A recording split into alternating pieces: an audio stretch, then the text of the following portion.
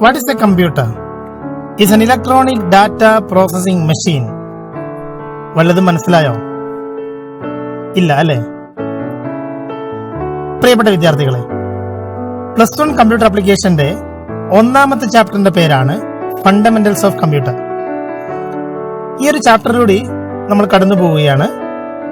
ഈ ഒരു ചാപ്റ്ററിന്റെ ആദ്യ പാർട്ടാണ് ഈ ഒരു വീഡിയോയിൽ ഞാൻ പ്രസന്റ് ചെയ്യുന്നത്. തീർച്ചയായും ആദ്യ ഭാഗത്ത് കമ്പ്യൂട്ടറിന്റെ ഡെഫിനിഷൻ ആണ് നിങ്ങളുടെ മുന്നിലേക്ക് പ്രസന്റ് ചെയ്യുന്നത്. It is an electronic data processing machine എന്ന് ഡിഫൈൻ ചെയ്യാം. ഇലക്ട്രോണിക് നമുക്കറിയാം, മെഷീൻ അറിയാം. പക്ഷെ എന്താണ് ഡാറ്റ പ്രോസസിംഗ്? എന്താണ് ഡാറ്റ? Let's see. കാണാം. Data and information. Data means raw facts and figures such as numbers, words, amount, quantity, etc. കമ്പ്യൂട്ടറിലേക്ക് നമ്മൾ കൊടുക്കുന്ന, പ്രോസസ്സിങ്ങിന് വേണ്ടി കൊടുക്കുന്ന എന്തും, അത് ഫിഗേഴ്സ് ആവാം, നമ്പേഴ്സ് ആവാം, വേർഡ്സ് ആവാം, ക്വാണ്ടിറ്റീസ് ആവാം, അങ്ങനെയുള്ള മീനിങ്ലെസ് ആയ അല്ലെങ്കിൽ റോ ഫാക്ട്സ് ആണ് ഡാറ്റ കൊണ്ട് ഉദ്ദേശിക്കുന്നത്.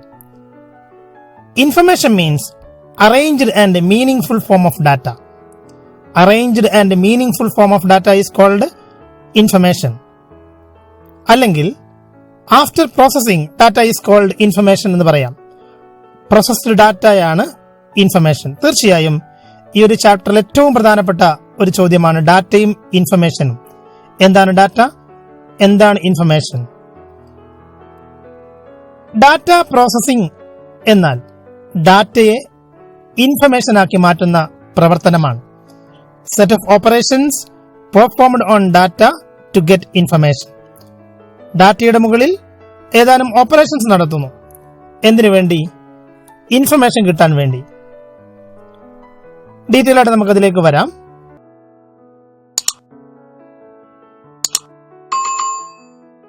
പ്രിയപ്പെട്ട വിദ്യാർത്ഥികളെ, ക്ലാസ് തുടരുന്നതിന്റെ ഇടയിൽ ഒരു പ്രത്യേക കാര്യം പറയാനുള്ളത്, ഇതിലുള്ള പ്രധാനപ്പെട്ട പോയിന്റുകൾ നോട്ട് ചെയ്യാൻ നിങ്ങൾ വീഡിയോ പോസ്റ്റ് ചെയ്ത് സ്ക്രീനിൽ കാണുന്ന പോയിന്റുകൾ നിങ്ങളുടെ നോട്ട്ബുക്കിലേക്ക് എഴുതി വെക്കേണ്ടതാണ്, മനസ്സിലാക്കേണ്ടതാണ്.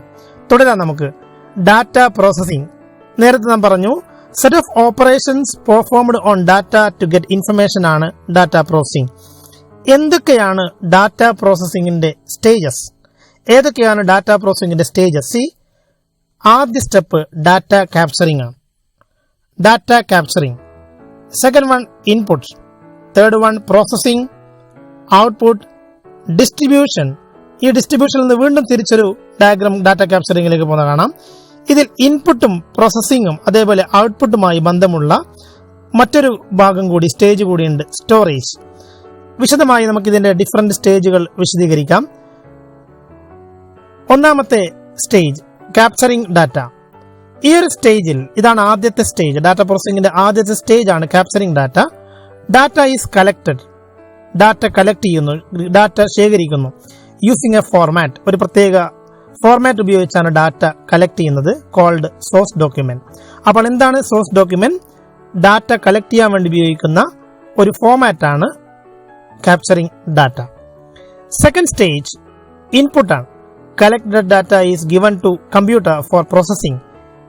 പ്രോസസിംഗിന് വേണ്ടി നമ്മൾ നേരത്തെ കളക്ട് ചെയ്തിരിക്കുന്ന ഡാറ്റ ഓപ്പറേഷൻസിന് വേണ്ടി, സെറ്റ് ഓഫ് ഓപ്പറേഷൻസിന് വേണ്ടി കമ്പ്യൂട്ടറിലേക്ക് കൊടുക്കുന്നതിന് ആ ഒരു സ്റ്റേജിനെ വിളിക്കുന്ന പേരാണ് ഇൻപുട്ട്. മൂന്നാമത്തത് ഇവിടെ എഴുതിയിരിക്കുന്നത് സ്റ്റോറേജ് ആണ്. Input data and information. ഇൻപുട്ട് ചെയ്തിരിക്കുന്നതും അതേപോലെ പ്രോസസിംഗിന് ശേഷമുള്ള ഇൻഫർമേഷനും will be stored in memory for future use. മെമ്മറിയിൽ സ്റ്റോർ ചെയ്യുന്നതാണ് സ്റ്റോറേജ് എന്നുള്ള ഡാറ്റ പ്രോസസിംഗിന്റെ സ്റ്റേജ് കൊണ്ട് ഉദ്ദേശിക്കുന്നത്. Fourth one processing. നേരത്തെ പറഞ്ഞ സെറ്റ് ഓഫ് ഓപ്പറേഷൻസ്, ഇതാണ് actual processing stage. Set of operations for manipulations like calculation, comparison, classification, summarization, sorting etcetera. എന്തു ആവാം. ഡാറ്റയുടെ മുകളിലുള്ള ഏതാനും ഓപ്പറേഷൻസ് ആണ് പ്രോസസിംഗ് കൊണ്ട് ഉദ്ദേശിക്കുന്നത്.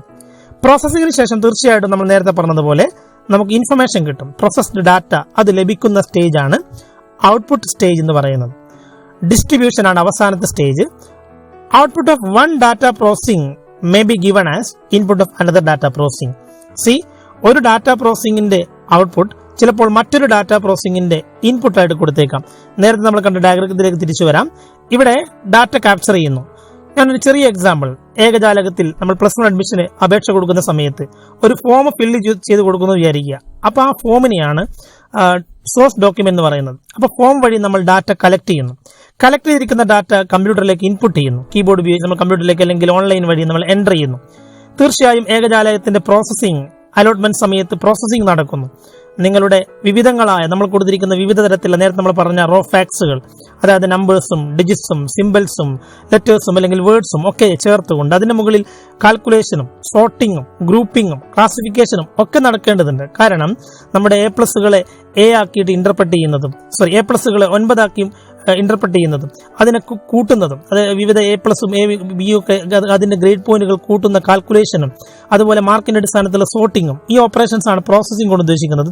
തീർച്ചയായിട്ടും പ്രോസസ്സിംഗിന് ശേഷം നമുക്ക് ഇൻഫർമേഷൻ കിട്ടുന്നു, ഔട്ട്പുട്ട്, അലോട്ട്മെന്റ് സ്ലിപ്പ്. ഓക്കെ, ഇത് ഇൻപുട്ട് ചെയ്യുന്ന സമയത്ത് സ്റ്റോർ ചെയ്യാം, ഇൻപുട്ട് ഡാറ്റ സ്റ്റോർ ചെയ്യാം. പ്രോസസ്സിംഗിന്റെ സമയത്ത് സ്റ്റോറേജ്, തീർച്ചയായിട്ടും സ്റ്റോറേജുമായിട്ട് ബന്ധപ്പെടാം. ഇതൊക്കെ ഡീറ്റെയിൽ ആയിട്ട് നമ്മൾ പിന്നീട് പഠിക്കുന്നുണ്ട്. ഔട്ട്പുട്ട് ചെയ്തിരിക്കുന്ന ഇൻഫർമേഷൻ നമുക്ക് സ്റ്റോറേജിലേക്ക് കൊണ്ടുവെക്കാം. ഡിസ്ട്രിബ്യൂഷൻ കൊണ്ട് ഉദ്ദേശിക്കുന്നത് എന്താണെന്ന് മനസ്സിലാക്കാൻ വേണ്ടിയാണ് ഈ ഉദാഹരണം വിശദീകരിച്ചിരിക്കുന്നത്.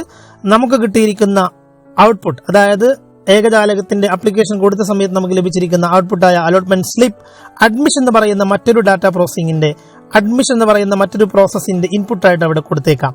സോ ഒരു ഡാറ്റ പ്രോസസ്സിംഗിന്റെ ഔട്ട്പുട്ട് മറ്റൊരു ഡാറ്റ പ്രോസസ്സിംഗിന്റെ ഇൻപുട്ടായിട്ട് ഉപയോഗിച്ചേക്കാം. അതാണ് ഇവിടെ ഡിസ്ട്രിബ്യൂഷൻ കൊണ്ട് ഉദ്ദേശിക്കുന്നത്. വീണ്ടും ഈ ഒരു ഇൻഫർമേഷൻ മറ്റൊരു ഡാറ്റ പ്രോസസ്സിംഗിന് വേണ്ടി ഇൻപുട്ടായിട്ട് കൊടുക്കുന്നു എന്നുള്ളതാണ്.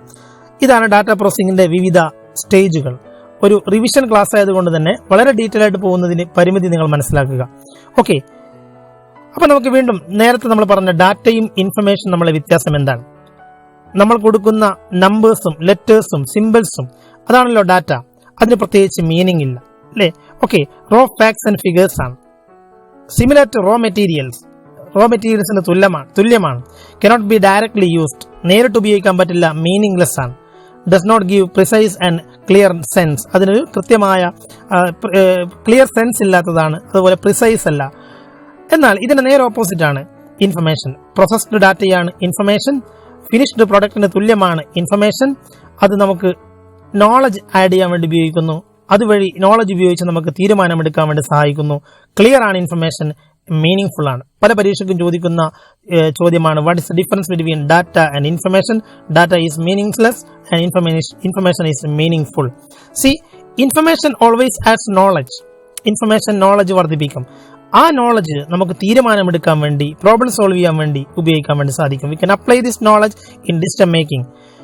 Ability to draw useful inference from the acquired knowledge is intelligence. എന്താണ് ഇന്റലിജൻസ് എന്ന് നമ്മുടെ ടെക്സ്റ്റ് ബുക്കിൽ വിശദീകരിക്കുന്നുണ്ട്. അതുകൊണ്ട് തന്നെ ഇതുകൂടെ മനസ്സിലാക്കി വെക്കുക. നമുക്ക് ലഭിച്ചിരിക്കുന്ന നോളജിൽ നിന്ന് ഉപയോഗപ്രദമായ ഒരു അനുമാനത്തിലേക്ക് എത്താനുള്ള കഴിവിനെയാണ് ഇന്റലിജൻസ് എന്ന് വിശദീകരിക്കാം. ഡീറ്റെയിൽ ആയിട്ട് നമ്മൾ ഇതിലേക്ക് പോകുന്നില്ല. ഓക്കെ, ഇത്രയും പറഞ്ഞ കാര്യങ്ങൾ വെച്ച് ഏതാനും ചോദ്യങ്ങളും ഉത്തരങ്ങളും നമുക്ക് വിശദീകരിക്കേണ്ടതുണ്ട്. ചോദ്യോത്തരം ചർച്ച ചെയ്യുന്ന ഒരു പ്രത്യേക സെഷൻ ഈ ഒരു വീഡിയോന് ശേഷം, ഈ ഒരു ക്ലാസിന്റെ മുഴുവൻ ഭാഗങ്ങൾ തീർത്തതിന് ശേഷം നിങ്ങൾ മുന്നിലേക്ക് തരുന്നുണ്ടെങ്കിലും പെട്ടെന്ന് നിങ്ങൾക്ക് ഇതിന്റെ ചോദ്യോത്തരത്തിലേക്ക് വരാം. Raw facts and figures are known as dash data. Okay, process data is known as information.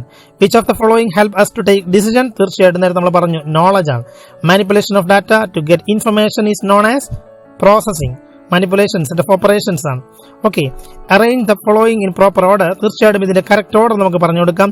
Data capture ആണ് ഫസ്റ്റ് സ്റ്റെപ്പ്, തീർച്ചയായിട്ടും. Then input, then storage. അത് ഈ സ്റ്റോറേജിന്റെ സ്റ്റേജിൽ ഒന്നങ്ങോട്ട് ഇങ്ങോട്ട് മാറിയാലും വിഷയം വരുന്നില്ല. പിന്നെ then processing, output, distribution is the last stage. Pick the odd one out and give reason. ഇതിൽ കൂട്ടത്തിൽപ്പെടാത്തത് ഏതാണ്? Calculation, storage, comparison, categorization. തീർച്ചയായിട്ടും ഇതിൽ സ്റ്റോറേജ് ആണ്. കാരണം കാൽക്കുലേഷനും കമ്പാരിസണും കാറ്റഗറൈസേഷനും ഒക്കെ ഡാറ്റ പ്രോസസിംഗിൽ വരുന്ന വിവിധ ഓപ്പറേഷൻസ് ആണ്. ഓക്കെ, സ്റ്റോറേജ് അതിൽപ്പെട്ടതല്ല. Why do we store information? തീർച്ചയായും ഫോർ ഫ്യൂച്ചർ യൂസ്, പിന്നീട് യൂസ് ചെയ്യാൻ വേണ്ടിയാണ് ഇൻഫർമേഷൻ നമ്മൾ സ്റ്റോർ ചെയ്യുന്നത്.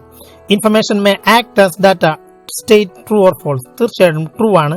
ചിലപ്പോൾ ചില ഇൻഫർമേഷൻ ചില സമയത്ത് ഡാറ്റയായിട്ട് വർക്ക് ചെയ്തേക്കാം. നേരത്തെ നമ്മൾ കണ്ടതാണ്, ഔട്ട്പുട്ടിന് ഒരു ഡാറ്റ പ്രോസസിംഗിന്റെ ഔട്ട്പുട്ട് മറ്റൊരു ഡാറ്റ പ്രോസസിംഗിന്റെ ഇൻപുട്ടായിട്ട് ഉപയോഗിച്ചേക്കാം. സോ ഇത് ട്രൂ ആണ്. ഡിസ്ട്രിബ്യൂഷൻ ആണ് ഇതിന്റെ കാരണം. Which is a final stage in data processing? തീർച്ചയായിട്ടും ഡിസ്ട്രിബ്യൂഷൻ ആണ് അവസാനത്തെ ഡാറ്റ പ്രോസസിംഗിന്റെ stage. What is source document? Data collect ചെയ്യാൻ വേണ്ടി ഉപയോഗിക്കുന്ന ഫോർമാറ്റിനെ വിളിക്കുന്ന പേരാണ് സോഴ്സ് ഡോക്യുമെന്റ്. നേരത്തെ നമ്മളത് ഡിഫൈൻ ചെയ്തിട്ടുണ്ട്. തീർച്ചയായിട്ടും നമുക്ക് അടുത്ത ഭാഗത്തേക്ക് കടക്കാം. Functional unit of computer, very important area. Input unit, CPU, output unit and storage. ഇതാണ് ഒരു കമ്പ്യൂട്ടറിന്റെ പ്രധാനപ്പെട്ട ഫങ്ഷണൽ യൂണിറ്റ്. പലപ്പോഴും ഈ ഒരു ഡയഗ്രാം പരീക്ഷയ്ക്ക് ചോദിക്കാറുണ്ട്, ഇതെങ്ങനെ തന്നെ വരക്കാൻ ചോദിക്കാറുണ്ട്. പ്രത്യേകം ശ്രദ്ധിക്കേണ്ടതാണ്. ഡാറ്റയാണ് ഇൻപുട്ട് യൂണിറ്റിലേക്ക് കൊടുക്കുന്നത്, ഔട്ട്പുട്ടായിട്ട് നമുക്ക് ലഭിക്കുന്നത് ഇൻഫർമേഷൻ ആണ്. ഈ ഒരു മോഡൽ പ്രപ്പോസ് ചെയ്തിരിക്കുന്നത് ജോൺ വോൺ ന്യൂമാൻ ആണ്. അതുകൊണ്ട് ചിലപ്പോൾ ഇതിനെ, ഈ ഒരു ഡയഗ്രത്തിനെ John von Neumann architecture of computer എന്നും ചോദിക്കാറുണ്ട്. ഓക്കെ, ഫങ്ഷണൽ യൂണിറ്റ്സിന്റെ ഡീറ്റെയിൽസിലേക്ക് വരികയാണെങ്കിൽ, input unit, this unit is used for giving data to processor. പ്രൊസസറിലേക്ക് ഡാറ്റ കൊടുക്കാൻ വേണ്ടി യൂസ് ചെയ്യുന്ന യൂണിറ്റിനെയാണ് ഡാറ്റ പ്രൊസസറിലേക്ക് CPU കൊടുക്കാൻ വേണ്ടി യൂസ് ചെയ്യുന്ന യൂണിറ്റിനെ വിളിക്കുന്ന പേരാണ് input unit. Okay, next one. So അതിനു മുമ്പ് ഇൻപുട്ട് യൂണിറ്റിന്റെ എക്സാമ്പിൾസ് ആണ് keyboard, mouse, scanner, digital camera. വിശദമായി നമുക്ക് ഇതിന്റെ അടുത്ത ചാപ്റ്ററിൽ വിവിധ തരത്തിലുള്ള ഇൻപുട്ട് യൂണിറ്റുകൾ ചർച്ച ചെയ്യാനുണ്ട്. രണ്ടാമത്തെ ഫങ്ഷണൽ യൂണിറ്റ് ആണ് central processing unit, CPU. All the operations are performed and controlled by CPU. എല്ലാ പ്രവർത്തികളും ചെയ്യുന്നത് CPU ആണ്. കമ്പ്യൂട്ടറിന്റെ എല്ലാ പ്രവർത്തികളും CPU ചെയ്യുന്നു എന്നുള്ളത് കൊണ്ട് ഇതിനെ കമ്പ്യൂട്ടറിന്റെ തലച്ചോറ്, it is a brain of computer എന്ന് വിളിക്കാറുണ്ട്. 3 ഭാഗങ്ങളാണ് കമ്പ്യൂട്ടറിന്റെ CPU-നുള്ളത്: ALU, കൺട്രോൾ യൂണിറ്റ്, രജിസ്റ്റേഴ്സ്. വിശദമായി നമുക്കതിലേക്ക് വരാം. മൂന്നാമത്തെ ഭാഗമായി നമുക്ക് പറയാം storage unit. Data, instruction and informations are stored temporarily or permanently in storage unit. താൽക്കാലികമായോ സ്ഥിരമായോ നമുക്ക് ഡാറ്റയും ഇൻസ്ട്രക്ഷൻസും അതുപോലെ ഫിനിഷ്ഡ് പ്രോഡക്റ്റ് ആയ അല്ലെങ്കിൽ റിസൾട്ട് ആയ ഇൻഫർമേഷനും സ്റ്റോർ ചെയ്യാം. 2 പ്രധാനപ്പെട്ട കാറ്റഗറിയിലാണ് മെമ്മറി ഉള്ളത്. ഒന്ന് പ്രൈമറിയും മറ്റൊന്ന് സെക്കൻഡറിയുമാണ്. വിശദമായതിലേക്ക് വരാം. Output unit, result of processing അല്ലെങ്കിൽ information is displayed using this unit. ഈ യൂണിറ്റ് ഉപയോഗിച്ചാണ് ഔട്ട്പുട്ട് ഇൻഫർമേഷൻ പുറത്തേക്ക് ഡിസ്പ്ലേ ചെയ്യുന്നത്. വിഷ്വൽ ഡിസ്പ്ലേ യൂണിറ്റ്, അതായത് സ്ക്രീൻ, പ്രിന്റർ, സ്പീക്കർ, ഇതൊക്കെ ഇതിന് എക്സാമ്പിൾസ് ആണ്. സോ ഫങ്ഷണൽ യൂണിറ്റ്സ് ഡയഗ്രാം, അതുപോലെ അതിന്റെ ഓരോ യൂണിറ്റിന്റെയും ഉപയോഗം ശ്രദ്ധിക്കുക. ഇതിൽ അരിത്തമെറ്റിക് ആൻഡ് ലോജിക് യൂണിറ്റ്, CPU-ന്റെ 3 ഭാഗങ്ങൾ നമ്മൾ പറഞ്ഞു.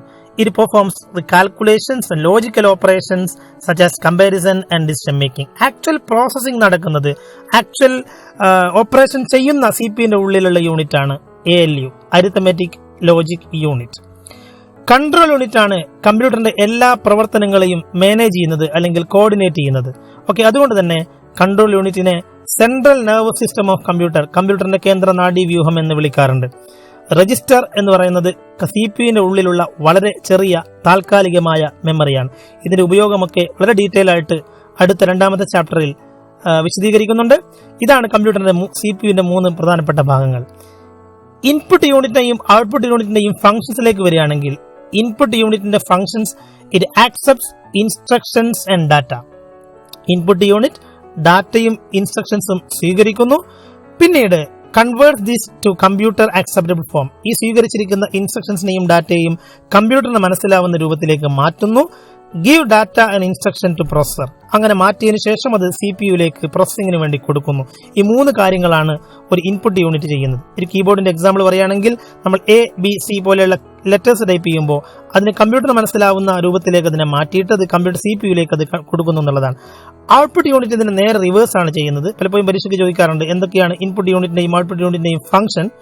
ഔട്ട്പുട്ട് യൂണിറ്റ് ആണെങ്കിൽ receives information from CPU in coded form. Coded രൂപത്തിലാണ് CPU-ൽ നിന്ന് ഔട്ട്പുട്ട് സ്വീകരിക്കുന്നത്, അതായത് ഇൻഫർമേഷൻ സ്വീകരിക്കുന്നത്. പക്ഷേ ആ ഒരു ഇൻഫർമേഷനെ നമുക്ക് മനസ്സിലാവുന്ന രൂപത്തിലേക്ക് ഹ്യൂമൻ റീഡബിൾ ഫോർമാറ്റിലേക്ക് മാറ്റേണ്ടത്, അത് നമുക്ക് തരേണ്ടതിന്റെയും ഉത്തരവാദിത്തം. Converts these coded results to human readable form, give the result to the outside world. പുറത്തേക്ക് തരുന്നതിന്റെ ഉത്തരവാദിത്വവും അല്ലെങ്കിൽ ആ ഒരു ഫംഗ്ഷൻ ചെയ്യുന്ന യൂണിറ്റ് ആണ് ഔട്ട്പുട്ട് യൂണിറ്റ്. ഓക്കെ, വീണ്ടും ഓർമ്മിപ്പിക്കുന്നു, നമ്മളൊരു റിവിഷൻ ക്ലാസ്സിലാണുള്ളത്, ഡീറ്റെയിൽഡിലേക്ക് നമ്മൾ പോകുന്നില്ല. നേരത്തെ നമ്മൾ പറഞ്ഞ 2 തരത്തിലുള്ള memory, primary and secondary memory. Primary മെമ്മറിയും സെക്കൻഡറി മെമ്മറിയും തമ്മിലുള്ള വ്യത്യാസം ഡീറ്റെയിൽഡ് ആയിട്ട് നമ്മൾ അടുത്ത ക്ലാസ്സിൽ ചർച്ച ചെയ്യുന്നുണ്ടെങ്കിലും ഒരു ഇൻട്രൊഡക്ഷൻ എന്ന രീതിയിലൂടെ പറയാം. CPU-യുമായി നേരിട്ട് ബന്ധമുള്ള മെമ്മറിയാണ് പ്രൈമറി മെമ്മറി. പ്രൈമറി മെമ്മറിയെ വിളിക്കുന്ന മറ്റൊരു പേരാണ് മെയിൻ മെമ്മറി. പ്രൈമറി എന്നുള്ള പേര് വിളിക്കാനുള്ള കാരണം തന്നെ CPU-യെ സംബന്ധിച്ചിടത്തോളം നിർബന്ധമാണ്, നേരിട്ട് ബന്ധമുള്ള മെമ്മറിയാണ് എന്നുള്ളത് കൊണ്ടാണ്. എന്തുകൊണ്ട് അങ്ങനെ എന്നുള്ളതൊക്കെ നമുക്ക് വിശദമായി പറയാം അടുത്ത ചാപ്റ്ററിൽ തീർച്ചയായിട്ടും. RAM, ROM and cache are 3 primary memories. റാമും റോമും ക്യാഷുമാണ് പ്രധാനപ്പെട്ട 3 പ്രൈമറി മെമ്മറീസ്. പ്രൈമറി മെമ്മറീസിന്റെ സ്റ്റോറേജ് വളരെ ലിമിറ്റഡ് ആണ്. ഇതിന്റെ സെക്കൻഡറി മെമ്മറിയിലേക്ക് വരികയാണെങ്കിൽ CPU-യുമായി നേരിട്ട് കോണ്ടാക്ട് ഉള്ള മെമ്മറി അല്ല പിന്നെ secondary memory. No direct contact with CPU. Secondary മെമ്മറിയിൽ നിന്ന് പ്രൈമറി മെമ്മറിയിലേക്കും പ്രൈമറി മെമ്മറിയിൽ നിന്ന് CPU-യിലേക്കുമാണ് ഡാറ്റയും ഇൻസ്ട്രക്ഷൻസും പോകുന്നത്. ഓൾസോ കോൾഡ് ഓക്സിലറി മെമ്മറീസ് എന്ന് വിളിക്കാറുണ്ട്. Also called auxiliary memories. Hard disk, CDs, DVDs, memory cards, ഇതൊക്കെ എന്താണ് സെക്കൻഡറി മെമ്മറിക്ക് എക്സാമ്പിൾസ് ആണ്. എപ്പോഴും സെക്കൻഡറി മെമ്മറി ഒരു സ്ഥിര മെമ്മറി ആയിരിക്കും. കൂടുതൽ ഡാറ്റ സ്റ്റോർ ചെയ്യാൻ കഴിവുള്ള ഹ്യൂജ് മെമ്മറി ആയിരിക്കും secondary memory. Memory will be discussed in detail later. So നമുക്ക് വീണ്ടും തിരിച്ചു വരാം. What is A computer? എന്തിനാണ് നമ്മൾ ഇത്രയും കാര്യങ്ങൾ ചർച്ച ചെയ്തത്? കമ്പ്യൂട്ടർ എന്താണ് എന്ന് ഡിഫൈൻ ചെയ്യാൻ വേണ്ടിയാണ്.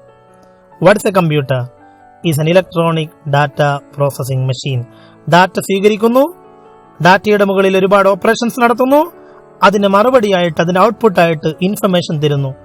അങ്ങനെ പ്രവർത്തിക്കുന്ന ഒരു യന്ത്രമാണ് കമ്പ്യൂട്ടർ എന്ന് ഡിഫൈൻ ചെയ്യാൻ വേണ്ടിയാണ് ഡാറ്റ എന്താണ്, ഇൻഫർമേഷൻ എന്താണ്, ഡാറ്റ പ്രോസസിംഗ് എന്താണ്, ഡാറ്റ പ്രോസസിംഗിന്റെ ഡിഫറെന്റ് സ്റ്റേജസ് എന്താണ് എന്നുള്ള കാര്യം നമ്മൾ വിശദീകരിച്ചത്. So what is A computer? Is an electronic data processing machine. It accept data and instruction, perform arithmetic and logical operations on data and output the result or information. എന്തൊക്കെയാണ് കമ്പ്യൂട്ടറിന്റെ അഡ്വാൻറ്റേജസ്? Very important question. Speed, വളരെ വേഗതയിൽ കാര്യങ്ങൾ ചെയ്യാൻ വേണ്ടി സാധിക്കും. Millions of operations can be performed in fraction of seconds. Accuracy means fewer errors. കൃത്യതയാണ്, കുറഞ്ഞ എറേഴ്സ് മാത്രമേ ഉണ്ടാവുള്ളൂ. Huge memory, it can store data for future use. തീർച്ചയായിട്ടും ഒരുപാട് കാര്യങ്ങൾ സ്റ്റോർ ചെയ്യാൻ കഴിവുള്ള ഒരു ഡിവൈസ് ആണ് computer. Diligence, it can operate for long hours without any emotion or tiredness. യാതൊരു ക്ഷീണവും ഇല്ലാതെ, യാതൊരു സങ്കടവും ഇല്ലാതെ ഒരുപാട് മണിക്കൂറുകൾ, ഒരുപാട് സമയം വർക്ക് ചെയ്യാൻ കഴിവുള്ള ഒരു മെഷീനാണ് തീർച്ചയായിട്ടും computer. Versatility, it can perform different types of operations. വിവിധ രീതിയിലുള്ള ഓപ്പറേഷൻസിന് വേണ്ടി നമുക്ക് കമ്പ്യൂട്ടറിനെ ഉപയോഗിക്കാം. ഇതാണ് കമ്പ്യൂട്ടറിന്റെ പ്രധാനപ്പെട്ട 5 ഗുണങ്ങൾ. ശ്രദ്ധിക്കുക: speed, accuracy, huge memory, diligence and versatility. Limitations: lack of IQ. A computer does not have natural intelligence. അതിന് ബുദ്ധിയില്ല എന്നുള്ളതാണ് തീർച്ചയായിട്ടും അതിന്റെ ഒരു ലിമിറ്റേഷൻ. നമ്മൾ എന്താണോ പറയുന്നത് അതനുസരിച്ച് ചെയ്യും. ഓക്കെ, സ്വന്തമായി തീരുമാനമെടുക്കാനുള്ള കഴിവില്ല. Lack of decision making power. Computer can decide on its own. സ്വന്തമായ ഒരു തീരുമാനമെടുക്കാൻ കഴിവില്ലാത്ത ഒരു യന്ത്രമാണ് കമ്പ്യൂട്ടർ. ഓക്കെ, ഇതാണ് ഒന്നാമത്തെ പാർട്ടിൽ നമ്മൾ ചർച്ച ചെയ്യുന്നത്. തീർച്ചയായും ഈ ചാപ്റ്ററിന്റെ രണ്ടാമത്തെ ഭാഗം നമ്പർ സിസ്റ്റം, അതേപോലെ ഡാറ്റ റെപ്രസെന്റേഷൻ വളരെ ഡീറ്റെയിൽ ആയിട്ട് നമുക്ക് പഠിക്കേണ്ടതുണ്ട്. അടുത്ത വീഡിയോയിൽ നമുക്കിത് ചർച്ച ചെയ്യാം.